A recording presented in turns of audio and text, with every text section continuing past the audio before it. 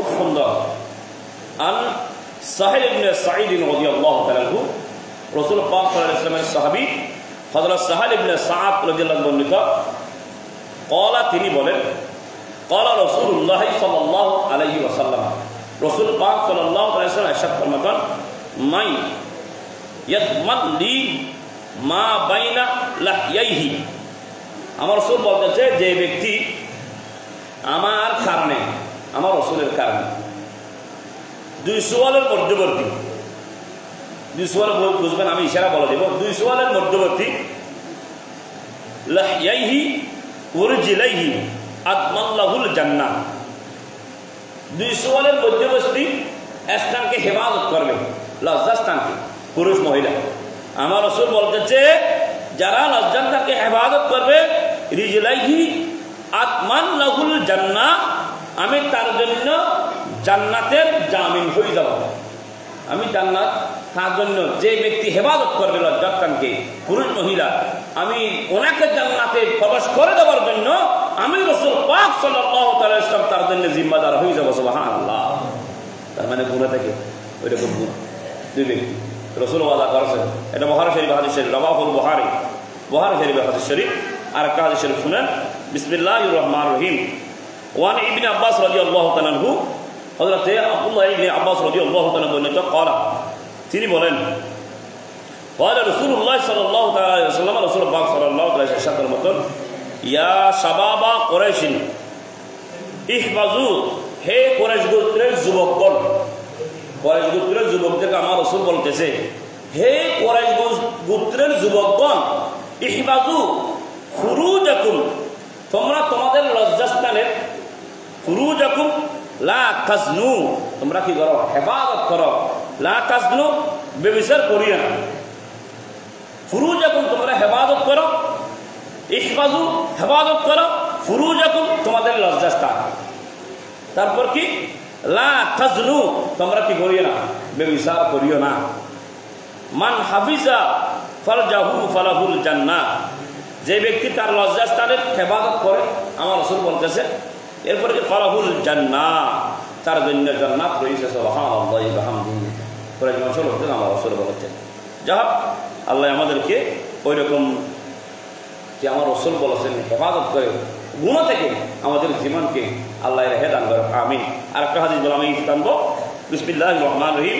ওয়া নবী হুরায়রা রাদিয়াল্লাহু তাআলা আনহু, হযরত আবু হুরায়রা রাদিয়াল্লাহু তাআলা বর্ণিত, আনি নবী সাল্লাল্লাহু তাআলা আলাইহি ওয়াসাল্লাম, নবী করিম রাসূল রহিম সাল্লাল্লাহু আলাইহি ওয়াসাল্লাম মতন, আল আইনানে জিনাহুমা, দুই চোখের জানা, আমাদের দুই চোখ আছে না, দুই চোখের জানা কিরকম সেটা বলতেছে, জিনা অথবা ব্যভিচার হলো।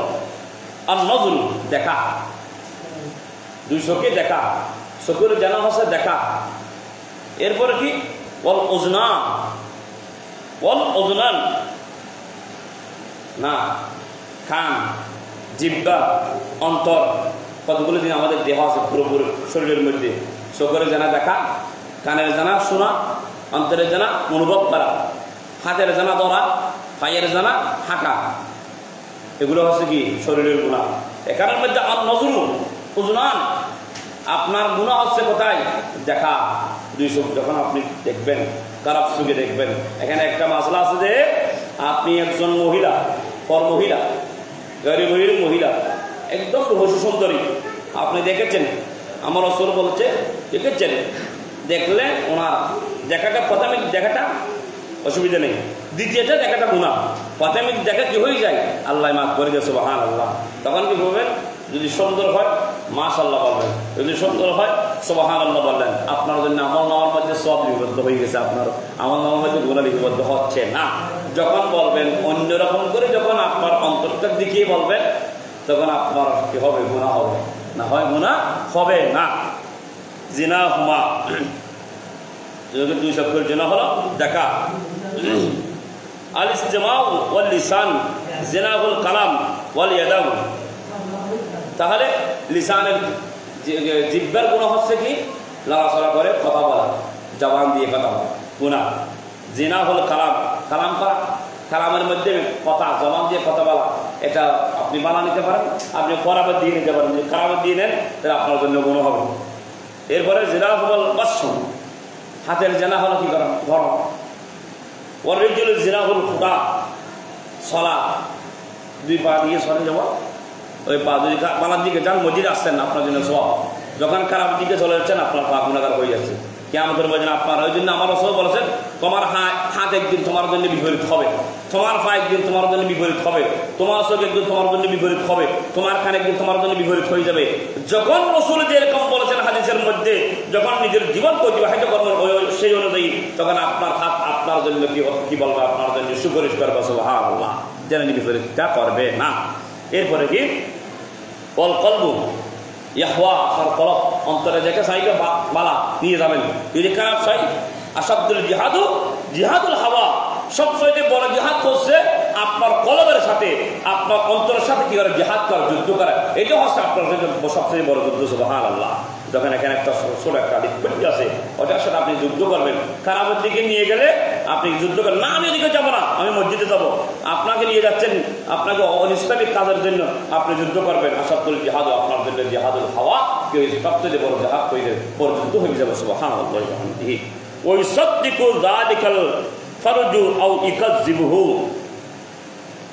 ওই কামনা বাস্তবিক করে অথবা বাস্তবিক করে না, যে যারা করে এবং যারা করে না, যারা করে বাস্তবে হাদিস অনুযায়ী তারা সফলতা অর্জন করবে, যারা করবে না তারা বিপরীত হয়ে যাবে। সুতরাং আমরা এলাকার ছেলেরা আলহামদুলিল্লাহ ভালো, এলাকার আমার মুরব্বীরাও ভালো, বালা না হয়তো মসজিদে আসতো না, বালা আসে বিদে আসছে, আজকে দেখতে পাচ্ছি আপনাদেরকে। আমি দোয়া করি আল্লাহ আমাদেরকে এরকম পুরো মাস 12টি মাস যেন নামাজের মাধ্যমে বালা কাজের মাধ্যমে জীবনটা অতিবাহিত হয়। আল্লাহর দরবারে আমরা সকালে করি, সকালে বলি আমিন। সালাতুন ইয়া রাসূলুল্লাহ আলাইকুম, সালামুন ইয়া হাবিবাল্লাহ আলাইকুম। প্রিয় হাজিরিন, একটা হাদিস শরীফ এবার বলে আমি মূল কথাটা বলে দেব। যা আপিল হাদিস শরীফ আন্না গোলামান শাবান আতা রাসূলুল্লাহ সাল্লাল্লাহু আলাইহি ওয়াসাল্লাম ফাকালা ইয়া রাসূলুল্লাহ সাল্লাল্লাহু আলাইহি ওয়াসাল্লাম ইযান লি ফি জিনা ফাসাখান নাস ফাকালা মা ফাকালা রাসূলুল্লাহ সাল্লাল্লাহু আলাইহি ওয়াসাল্লাম আকিল্লু উদনু ফাদানা হাত্তা জালাসা বাইনা ইয়াদাই রাসূলুল্লাহ সাল্লাল্লাহু আলাইহি ওয়াসাল্লাম ফাকালা লাহু রাসূলুল্লাহ সাল্লাল্লাহু আলাইহি ওয়াসাল্লাম আতুহবিহু বি উম্মিকা ক্বালা লা ওয়াল্লাহি জাআলানি আল্লাহ ফিদাকা قال ولا الناس يحبونه لأمهاتهم قال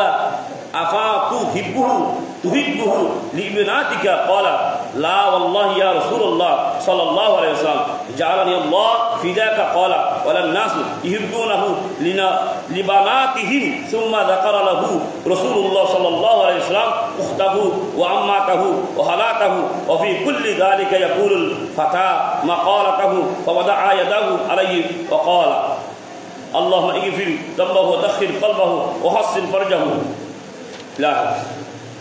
রাসূল পাক সাল্লাল্লাহু আলাইহি ওয়াসাল্লামের দরবারে একজন ব্যক্তি ইয়া রাসূলুল্লাহ সাল্লাল্লাহু আলাইহি ওয়াসাল্লাম, এক যুবক এসে বললেন, রাসূল পাক সাল্লাল্লাহু আলাইহি ওয়াসাল্লাম এসে বললেন, আমার রাসূলকে বললেন, হে আল্লাহর রাসূল আমাকে একটু নাউযুবিল্লাহ জানার অনুমতি দিন, কি করা যাবে জানা করার অনুমতি দিন, নাউযুবিল্লাহ। তখন আমার রাসূলের দরবারে অন্যান্য রাসূল, ইয়া রাসূলুল্লাহ কেন, তাকে আসতে দাও। আমার রাসূল বললেন তাকে আসতে দাও, তাকে কি দাও, আসতে দাও। উনি চাচ্ছে জানা করার অনুমতি, আমার রাসূল থেকে এসে যাচ্ছে। তখন সাহাবায়ে কেরাম কি হয়ে গেছে, উত্তপ্ত হয়ে গেছে, গরম হয়ে গেছে। এরা মানুষ এসে রাসূলের দরবারের মধ্যে মানে কিছু শিখার জন্য, উনি বলতে জানা করার অনুমতি চাওয়ার জন্য। আমার রাসূল বলতেছে তাকে আসতে দাও। তখন আমার রাসূল বলতেছে তুমি কি তোমার আম্মার সাথে জানা করতেছ, মাইন্ড করবেন না, লা আল্লাহর শপথ করবে, আল্লাহ না আমি মাহবুদের সুফের শপথ করে আমি মার সাথে করবো না, তুমি ফুফুর সাথে করতে পারো, তুমি বোনের সাথে করতে পারো ইত্যাদি হাদিস শরীফের আনলো, যেগুলা বিবাহ করা হারাম এবং বিবাহ আগেও করা যায় না, যেগুলো অনুষ্ঠিত আগ্ধ ছাড়া, আগ্ধ হয়নি, কামিল হয়নি, করা যায় না। ওই রকম আমার রাসূল সবগুলো এই কথা বলতে বলতে বলতে বলতে এক পর্যায়ে সবগুলো যখন বললেন, আমার রাসূলের কদমে কি করেন সবর্দ হয়ে গেলেন এবং বলতেন ইয়া রাসূলুল্লাহ আল্লাহর শপথ করে বলতেছি আমি আর জীবনে গুনাহ করব না। সুবহানাল্লাহ। যদি তাকে আমার রাসূলের দরবার আসতে না দিত, ওইটা শিখতে পারতো হেদায়েত কত, আমি আমার রাসূলের দরবার কদমে যাওয়ার পর সাথে সাথে হেদায়েত হয়ে গেছে, মনে করছে না। এই জন্য কোনো ব্যক্তি যে এলাকার মধ্যে যদি কোনো বেনামাজি থাকে, আপনারা তাকে বেনামাজি বলবেন না, আপনারা তাকে আহ্বান করবেন, ভাই আসো, তুমি আমার ভাই, তুমি আমি জান্নাতে যাব একদিন, তোমার জন্য আমি আমার কলিজা জ্বলবে, তোমার জন্য আমার এলাকাবাসী জ্বলবে। আজকে তুমি কি হইল, আজকে আজকে তুমি আমাদের কাতারে এসে দাও, আমরা চাই না তুমি গুনাহগার হও, তোমার কারণে আমার এলাকার মধ্যে আরেকজন ব্যক্তি গুনাহগার হোক, আমরা চাই না। তুমি আসো, হুজুরের কাছে যাই, তুমি যেটা বুঝো না সেটা জানো না, হুজুরের কাছে গিয়ে একটু জিজ্ঞেস করো। তাহলে যদি একদিন আনেন আমার কাছে আনেন, তুমি ইমাম সাহেবের কাছে, বিশেষ করে আমার কাছে যদি আনে থাকেন, ও থেকে আমি বুঝাবো কোরআন হাদিসের আলোকে যেরকম দরকার, যদিও তার জন্য দরকার অভিযোগ দিয়ে আমি তাকে বুঝাবো, অন্তত পক্ষে এই সেদিন করে এক পরিবর্তন হয়ে যাবে। সুবহানাল্লাহ। কাজ করেন। আমার রাসূল বলেছেন তুমি কি করো, দিন দরবার মজাহাব মিল্লাতের হিম্মত করো, দিন ইসলাম যদি না করো, কাল কিয়ামতের মধ্যে আল্লাহ দরবার কি জবাব দিবেন, আমি আপনি কি জবাব দিব? কারণ এরকম শিখতে হবে, শিক্ষকদের কাছে পৌঁছিয়ে দিতে হবে। বললে আননি বলো ভাই তোমার রসুল তুমি একটি মানে শিখেছো, একটি কথা শিখেছো, আমি রসুল একটি মানে শিখেছো, একটি কথা শিখেছো, একটা আদেশ শিখেছো, শিকার করো অন্যের কাছে তুমি পৌঁছিয়ে দাও। তোমার এটা হক, তোমার একটা দায়িত্ব, তুমি কি অন্যের কাছে পৌঁছিয়ে দিবে। সুবহানাল্লাহ। সুতরাং আজকে এখান থেকে যতটুকু আপনারা আমল করছেন, শিখেছেন, আর অন্যের কাছে পৌঁছিয়ে দিবেন, আহ্বান করবেন, জানাই দিবেন। রসুলের যে হাদিস শরীফ, আল্লাহর এই কোরআনের মধ্যে আল্লাহ বলেছেন এটা কি করবেন, একটা বলেন আপনি বসেন, তাহলে কিয়ামতের মধ্যে আপনার ওই একটার জন্য নাজাতের জড়িয়ে